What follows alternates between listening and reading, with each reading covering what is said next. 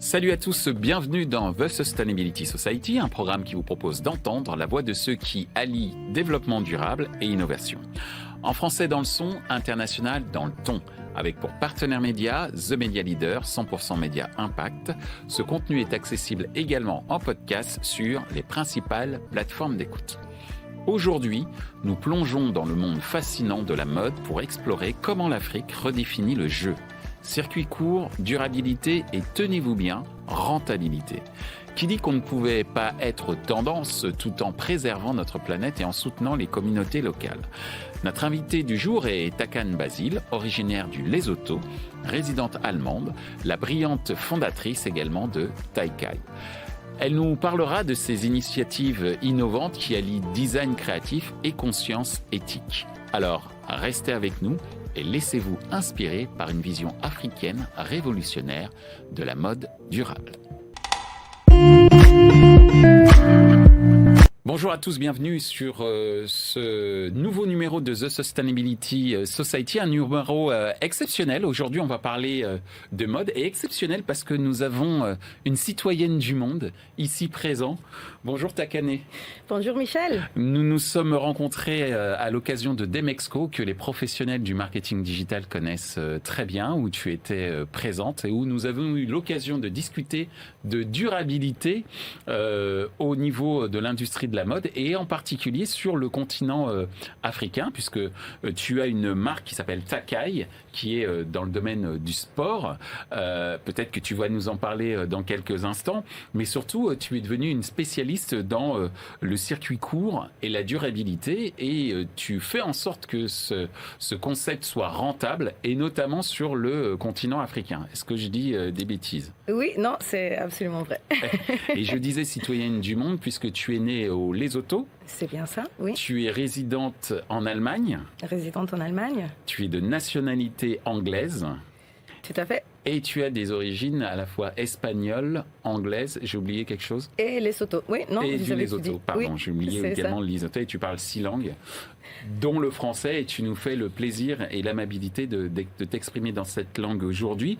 Alors, on va rentrer dans le vif du sujet. Est-ce que brièvement, tu peux nous expliquer ce qu'est le circuit court dans le contexte de l'industrie de la mode ? Donc, qu'est-ce que le circuit court dans le domaine de la mode ? Tout à fait. Dans le domaine de la mode, le circuit court, là, vraiment, on parle de référence à un modèle de production où les distributeurs et aussi les créateurs, ils travaillent avec des fournisseurs locaux, avec des méthodes parfois aussi traditionnelles à la culture qui est là, des artisans et des fabricants pour produire des vêtements. Donc, forcément, ça veut dire que ça implique généralement qu'il n'y a pas beaucoup des intermédiaires. D'accord. Et il n'y a pas beaucoup de transportation, par exemple, entre la Chine et l'Europe. Donc, tout se passe dans un cadre un peu plus local et avec moins des intermédiaires. C'est ça. Et justement, c'est quoi l'avantage du circuit court pour les créateurs et les entrepreneurs africains dans le domaine de la mode ? Il y a définitivement plusieurs avantages. Par exemple, la promotion de l'artisan local, la préservation de la culture et aussi des compétences traditionnelles. Aussi la création des emplois locaux qui renforcent aussi les économies régionaux. Donc c'est ça qui m'intéresse beaucoup, et spécialement dans le cadre de l'impact social qui c'est très, très possible avec avec... Tu peux le dire en anglais si tu veux. Avec la production de circuits courts. Ouais. C'était magnifiquement dit en français également. Alors justement, à moins que tu veuilles rajouter autre chose sur ce point-là, mais j'ai une question, c'est en quoi les circuits courts peuvent contribuer. Tu as parlé d'une baisse sur l'empreinte sociétale, on va dire. Et là, on va parler de l'empreinte environnementale. Oui. En quoi les circuits courts peuvent contribuer à la réduction de l'empreinte carbone dans l'industrie de la mode ? Comme déjà dit, par exemple, le circuit court, ça veut dire qu'on travaille vraiment avec des matières aussi locaux, etc. Donc, ça veut dire qu'on n'a pas des très, très grandes usines qui peuvent produire beaucoup de gaspillage. Le fait que la transportation soit aussi dans un cadre un peu plus locaux ou au moins pas forcément international fait aussi réduire l'empreinte de le carbone. Absolument. Et ce qui est assez intéressant, c'est que quand on monte une entreprise, l'objectif c'est d'être rentable. Et donc en ce qui concerne la rentabilité, profitability in English, yes. Certains pourraient penser que durabilité et rentabilité, ça serve plutôt des intérêts contraires. Alors quelle est ta vision sur ce sujet-là ?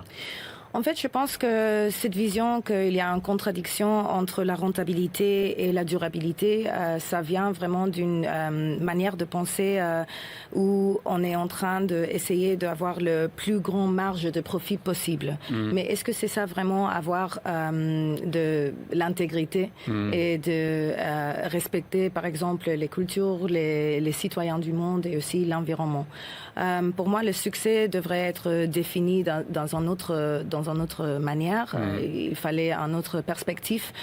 C'est quoi le succès, par exemple? Est-ce que c'est simplement avoir le marge de profit le plus large ou est-ce que c'est d'avoir vraiment une durabilité parce qu'on respecte aussi on respecte aussi les personnes avec les personnes qui produisent notre vêtement, l'environnement avec le gaspillage de l'eau, par exemple, qu'on est en train d'utiliser. Et tout ça, pour moi, ça fait qu'il n'y a pas une incohérence entre la durabilité et aussi la rentabilité. Il y a aussi plusieurs exemples des marques, par exemple, qui ont réussi avec ça en Afrique. Tu peux nous citer des noms ? Par exemple, il y a Palm Labs et Tongoro Studio. Ils sont basés à Lagos, au Nigeria. Oui, c'est ça. Et eux, ils utilisent, par exemple, des modèles digitaux au niveau de prototypes. Donc, au lieu de faire 2, 3, 4 différents prototypes jusqu'à on a un design avec qui on est content, on travaille dans un cadre digital et puis on passe à la production. Et vu que la production aussi se passe dans un circuit court, ça veut dire que les designers ou bien la marque en soi peut aussi rassurer la qualité de les marques parce qu'ils sont très proches à la production même. D'accord. Ce que je comprends, c'est que le profit n'est pas contre la durabilité et la durabilité ne freine pas forcément le profit. Ce qui est, par contre, à reconsidérer, c'est le profit à tout prix, sans considération pour l'environnement, les personnes qui contribuent à la production et en faisant en sorte qu'il y ait un cercle vertueux entre ces différents acteurs dans la production du produit. Et c'est ce que tu viens de démontrer à travers ce dernier exemple. Alors, on aime bien les histoires dans cette émission, les histoires de réussite et qui puissent combiner également cet objectif de durabilité et de profit raisonné. On va utiliser ce terme-là. Est-ce que pour toi, il y a des histoires de réussite qui pourraient être inspirantes, des histoires de marques, de créateurs qui ont réussi à concilier circuit court et responsabilité et rentabilité? Tu nous as déjà donné un exemple, mais est-ce que tu en as d'autres? Oui, donc par exemple, moi je suis allée au Ghana l'année dernière pour une visite au terrain, au marché de Kantamanto. Actuellement, le marché est vraiment le décharge de déchets de la mode du monde occidental. Et j'ai également eu la chance aussi d'aller à 2 universités de mode là-bas, GH Schools et Blue Crest University. Et là, j'ai vu des étudiants qui étaient en train d'utiliser Clo 3D. C'est ce que c'est un programme digital pour faire des designs de mode. Donc, ça veut dire que parallèlement à l'apprentissage des techniques traditionnelles de couture de la mode, et dans des universités occidentales, par exemple, on utilise, on a peut-être 2 semaines des cours sur l'utilisation du 3D, par exemple. Et c'est ce que moi je prévois qui va passer, c'est que vraiment il va y avoir un grand saut des compétences des jeunes designers en Afrique qui, en utilisant les modèles techniques technologiques peuvent diminuer aussi leur empreinte carbone et en même temps travailler avec des fournisseurs locaux et avec des techniques locaux en donnant la culture et la créativité au reste du monde. Ce que tu es en train de dire, excuse-moi de t'interrompre, c'est juste pour récapituler ce que tu viens de dire. Tu considères que sur le continent africain et notamment sur les universités que toi tu as pu observer, oui. Tu as été au Ghana il n'y a pas très longtemps, les étudiants africains dans les universités ont une considération, on va dire, environnementale plus marquée, de par leur peut-être aussi utilisation plus longue de l'apprentissage, enfin un apprentissage plus long sur la base du digital versus ce qui pourrait se passer dans les universités européennes? Oui, c'est un peu la mentalité aussi. Donc, les étudiantes là-bas, ils n'ont pas forcément accès à travailler avec des grands fournisseurs, par exemple, des manufactures, etc. Que nous, en Europe, on a un peu plus d'accès sur ce niveau-là. Ça veut dire qu'en utilisant ces techniques digitaux, on peut vraiment exprimer la créativité, le montrer au monde, générer de l'intérêt, par exemple, par marketing, avec les prototypes digitaux et avoir une production qui est faite à mesure et aussi faire sur commande. En utilisant aussi leur production traditionnelle. Et en plus, le faire sur commande, le sur mesure, c'est quand même la quintessence du luxe, d'une certaine manière. C'est ça qu'on voit exactement ici en Europe, mais en Afrique, par exemple, moi aujourd'hui, je porte un tenue qui est traditionnel de Lesotho. C'est d'un tissu traditionnel qui s'appelle Sechouechoué. Et moi, j'ai cette top depuis que j'ai 15 ans, donc ça fait déjà quelques là, pour le coup, pour la durabilité, on a effectivement un spécimen très... Enfin, en tout cas, qui est probant. Exactement. Donc, sur la durabilité, mais aussi sur l'expression aussi de son culture. Et là, par exemple, c'était aussi coutu d'une jeune dame qui habitait dans le village d'où ma mère, elle vient. Et ça, pour nous, c'est quelque chose de normal d'avoir des tenues qui sont faites pour nous. Ici, en Europe, on le considère comme un luxe, mais c'est aussi parce qu'on a déplacé toute notre production très loin. Bien sûr.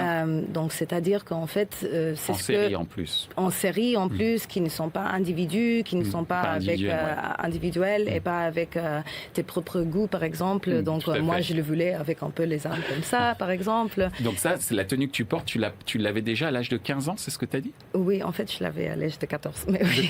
Excuse-moi. C'est déjà, ça fait très très longtemps. Okay, très bien. Donc c'est plus que 15 ans que j'ai cette tenue ici, que je peux le porter dans des différentes manières, que c'est coutu par un couturier local.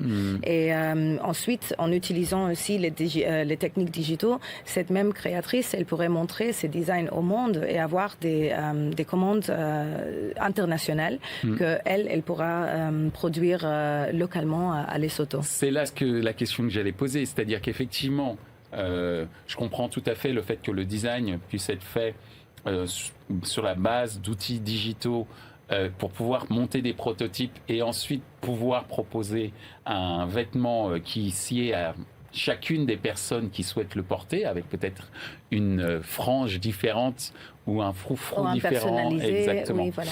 Mais est-ce que tu ne penses pas, qu'à un moment, il n'y a pas une sorte de volontaire à un moment ou à un autre de passer en mode série, même pour des créateurs africains, alors même qu'ils étaient dans un circuit durable, et là ils ne le seraient plus. Qu'est-ce que tu pourrais répondre à ça?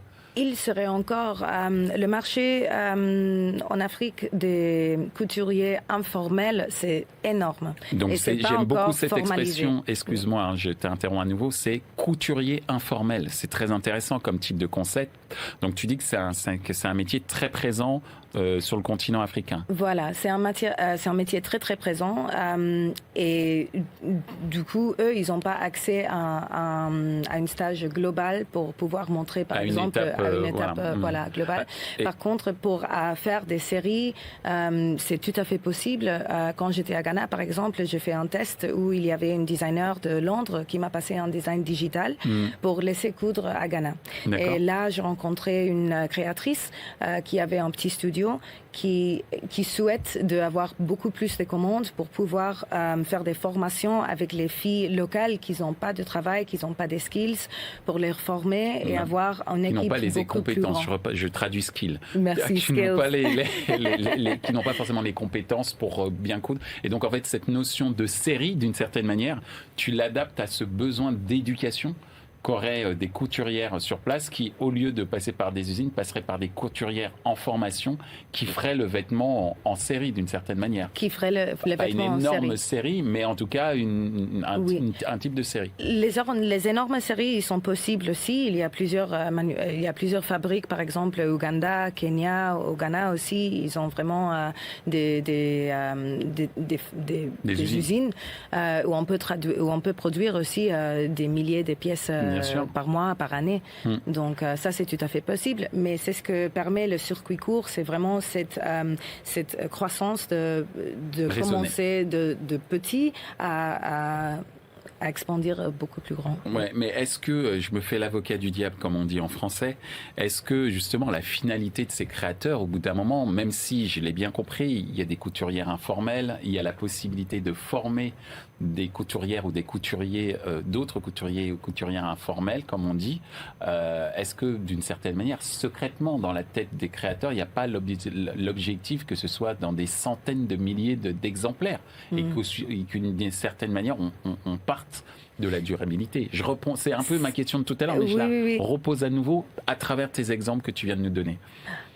À un certain moment, pour passer à un niveau où on est en train de produire vraiment des milliards de pièces par an, on peut pas maintenir la durabilité, par exemple, des tissus, etc., parce qu'on est en train de réduire les coûts de ces vêtements, en fait, au niveau des travailleurs qui sont en train de les coudre, mais aussi des tissus, de la qualité.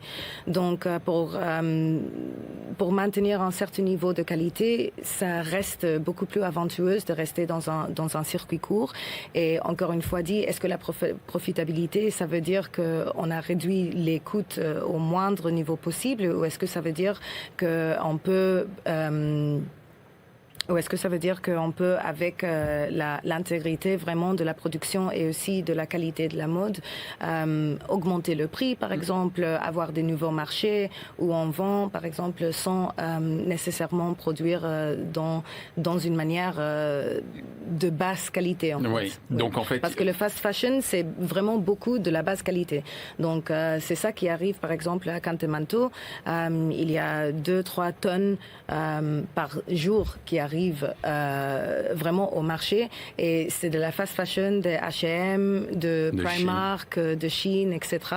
Et ça, c'est si on regarde les marques africaines qui sont en train d'avoir vraiment de réussite, c'est parce qu'ils ont aussi leur culture qu'ils sont en train de transmettre. Ils ont leur créativité, et c'est aussi les tissus qui racontent une histoire. C'est hyper intéressant, c'est-à-dire que d'une certaine manière, il y a un cercle vertueux, c'est-à-dire le respect de la culture locale, le respect, j'allais dire, de la singularité de chacun des vêtements au service d'une série pas trop grande, parce que si cette série était trop grande, cette série de vêtements ou de modèles, ce serait à l'encontre de la qualité des produits qui sont proposés. Voilà, exactement. Il y a toujours un compromis. Exactement. Donc, on a déjà un peu répondu à cette question, c'était de savoir comment la technologie et l'innovation pourraient aider à promouvoir la durabilité dans l'industrie de la mode africaine. Est-ce que tu vois d'autres points pour répondre à cette oui, question-là? Donc ça, c'est déjà beaucoup en train de se passer. Il y a une organisation très intéressante qui s'appelle CIAFE. Et eux, c'est vraiment une institution pour préserver les manières... pour préserver des méthodes traditionnelles, par exemple les tissus, des méthodes traditionnelles, par exemple les tissus qui sont faits à la main, et qui aussi est en train de promouvoir la digitalisation parmi les designers en Afrique pour pouvoir forcément montrer ça dans une échelle mondiale. Alors, c'est hyper intéressant ce que tu dis, c'est-à-dire qu'aujourd'hui, le continent africain est extrêmement foisonnant en termes d'idées, de créativité, à une certaine, disons-le, par rapport à ce que tu as évoqué tout à l'heure, longueur d'avance en termes d'éducation dans les universités, en termes de création de mode pour utiliser les outils digitaux et pouvoir faire la promotion des créations et des prototypes notamment en exploitant, pourquoi pas, les réseaux sociaux ou d'autres outils pour mettre en avant ces produits. Tout ça augure un avenir, j'allais dire, plutôt enthousiasmant. Justement, comment toi, tu vois l'avenir de l'industrie de la mode africaine à l'ère de la durabilité? Je t'ai pas dit à l'ère de la technologie, je parle vraiment de la pure durabilité pour le coup. Oui, absolument. En fait, moi je pense vraiment et je crois vraiment que l'Afrique peut être un exemple mondial à l'échelle à l'ère de la durabilité. Pourquoi? Parce que déjà, dans notre sang, dans notre culture, il y a une forte volonté aussi à préserver notre culture, notre tradition et aussi de raconter cette histoire. Donc, tout ça, on peut le faire si on respecte aussi notre voisin qui sont en train de développer notre tenue, qui produit notre vêtement, mais aussi au niveau environnemental parce que on ne travaille pas avec des couleurs toxiques, par exemple, dans des grandes usines qu'après on laisse ces déchets dans les rivières, etc. On a vraiment une histoire aussi où des intérêts externes, ils ont entré pour utiliser notre ressource et là, ils ont laissé, par exemple, une empreinte assez mauvaise sur l'environnement. Donc ça, je pense que c'est très ingréné dans notre ADN. Comme ancré dans notre ADN. Oui, exactement. Et je pense que là, vraiment, on a l'opportunité de montrer au monde c'est quoi vraiment une mode durabilité, plein de l'expression, plein de variétés et en même temps en respectant l'environnement et les êtres humains. Mais en tout cas, merci pour nous éveiller à cette conscience qu'est la durabilité dans le monde de la mode. C'est vrai que ces derniers temps, c'est pas ce qu'on entend de cette industrie, puisque tu évoquais toi-même la fast fashion tout à l'heure et tu nous montres en quoi, et tu viens de nous l'expliquer, le continent africain et ses 54 pays, dont certains sont très productif, justement montre la voie pour une certaine durabilité en créant de la valeur. Là, je me pose dans un point de vue business, en créant de la valeur et en créant également, au-delà de la valeur financière, de la valeur sur le plan sociétal, en respectant les cultures des uns et des autres et également la manière dont ces produits sont fabriqués. Le mot de la fin que j'aimerais entendre de ta part, c'est quelle est la prise de conscience ou le principal message que tu souhaiterais que les téléspectateurs retiennent de cette émission? J'aimerais beaucoup qu'on réfléchisse vraiment sur les valeurs de qu'est-ce que c'est en définition de succès pour une entreprise. Est-ce que c'est vraiment que la profitabilité au coût de notre environnement et des êtres humains, ou est-ce que c'est une vertu qu'on peut maintenir aussi en respectant avec notre chaîne de valeur, avec notre production, la protection de l'environnement et aussi des intérêts des êtres humains. Je pense que les deux sont un peu contraire en perspective mentaux et je trouve bien qu'en fait tous les thèmes de durabilité que dans n'importe laquelle industrie doit se poser vraiment cette question, c'est quoi notre définition d'un succès?